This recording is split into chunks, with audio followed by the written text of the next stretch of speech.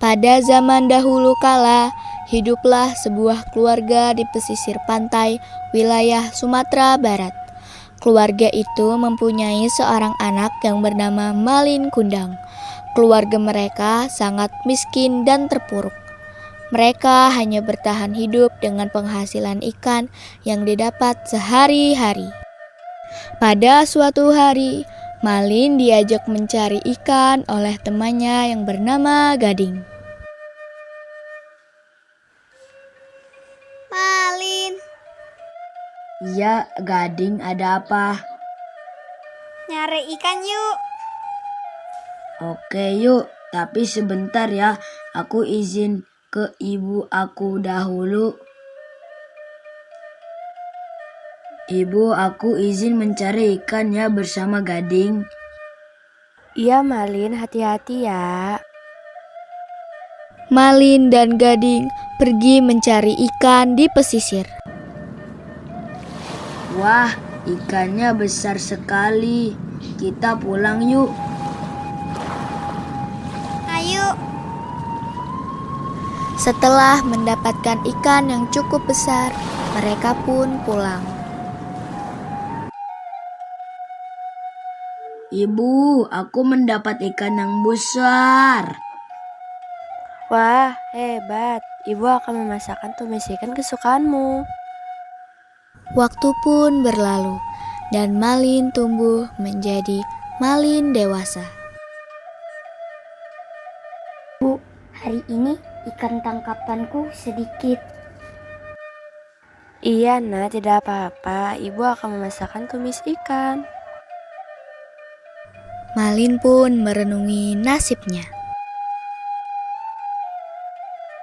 Artinya aku harus merubah nasibku. Aku ingin membahagiakan ibuku. Aku akan meminta bantuan Gading mencari pekerjaan. Sore harinya, Malin mendatangi rumah Gading. Assalamualaikum Gading. Waalaikumsalam. Ya Malin, ada apa? Bolehkah aku ikut bekerja denganmu? Bagaimana ya? Baiklah, nanti aku tanyakan kepada Pak Ali nakoda tempatku bekerja. Terima kasih Gading. Tetapi apa sebaiknya hari ini saja kita ke rumah Pak Nakoda?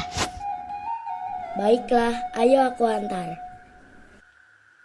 Akhirnya, mereka pergi ke rumah Pak Ali, nahkoda kapal.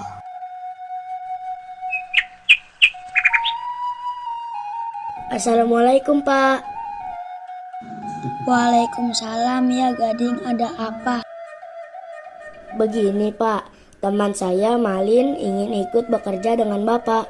Apakah boleh? Oh begitu, baik besok ikut kita berlayar tetapi kamu harus meminta izin kepada ibumu dahulu. Baik Pak, terima kasih.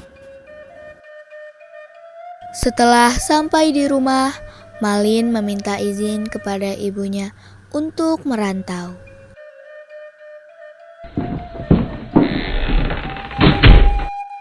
Ibu, Malin minta izin untuk merantau, ingin mengubah nasib kita. Apakah sudah dipikirkan dengan baik Malin? Sudah Bu, aku ingin membahagiakan ibu. Baiklah Malin, kalau itu sudah keputusanmu, tetapi jangan lupa untuk pulang menemui ibu ya nak.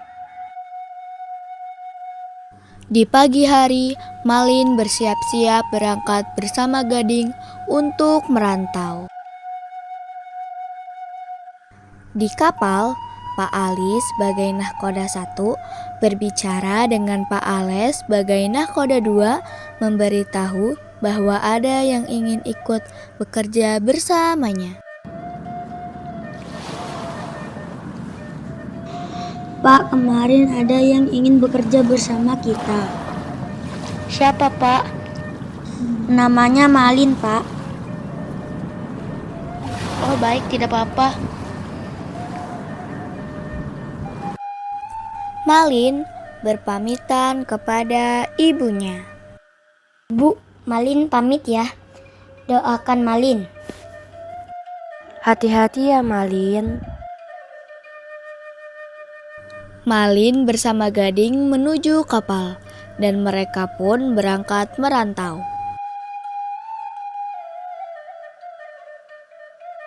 Setelah beberapa bulan Malin bekerja, putri dari saudagar kaya menanyakan Malin yang terlihat begitu rajin bekerja dan tertarik kepadanya.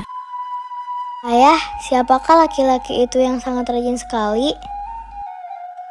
Oh, dia bernama Malin. Apakah aku boleh berkenalan dengannya? Nanti ayah perkenalkan denganmu. Setelah mereka berkenalan, akhirnya tanpa menunggu lama, mereka pun menikah. Setelah 1 bulan menikah, kapal mereka bersandar di pesisir. Malin dan istrinya ingin membeli ikan di pasar.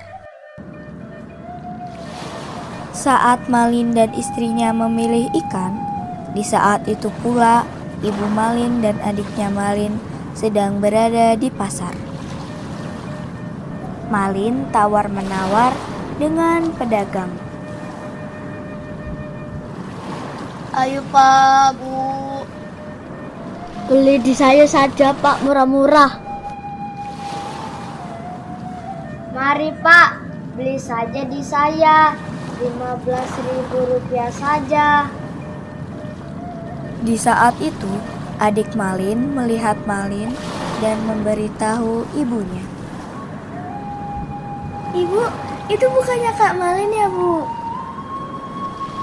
Yang mana, Nak?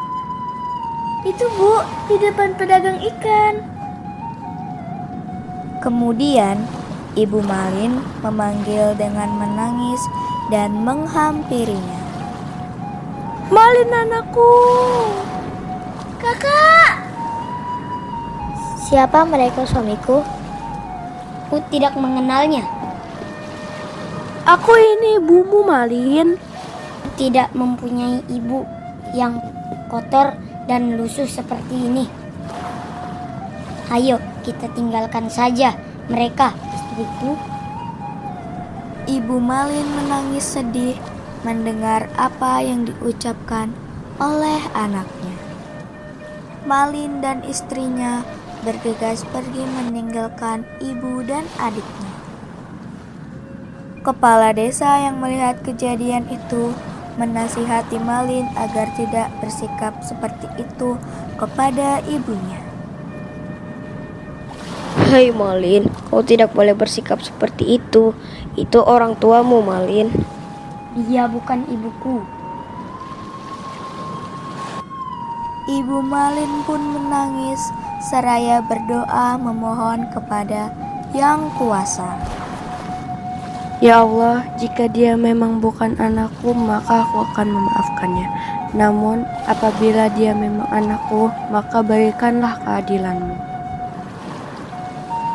Seketika, langit yang begitu cerah berubah menjadi gelap. Sepertinya Tuhan mendengarkan doa Ibu Malin. Dan hujan deras pun turun dengan sangat deras, disertai badai dan menerjang kapal Malin. Kapal Malin diterjang dengan kuat sehingga kapal karam. Istri Malin meninggal karena tertimpa kayu kapal dan juga semua awak kapal. Kapal pun tenggelam. Malin terombang-ambing di laut lepas hingga terdampar di sebuah pulau. Ia terlihat sangat lusuh dan kemudian tubuhnya perlahan mengeras menjadi batu. Malin menangis menyesali perbuatannya kepada ibunya. Dengan menangis, Malin meminta maaf kepada ibunya. Ibu, maafkan aku yang sudah durhaka kepadamu. Dengan posisi badan yang bersujud, akhirnya tubuh Malin berubah menjadi batu. Akhirnya sekarang warga di wilayah Sumatera Barat mempercayai bahwa itu adalah batu Malin Kundang. Demikianlah cerita Malin Kundang yang dapat kami sampaikan melalui drama ini. Kisah ini mengajarkan kepada kita semua agar tetap berbakti dan tidak durhaka kepada orang tua dan tidak melupakan kampung halaman.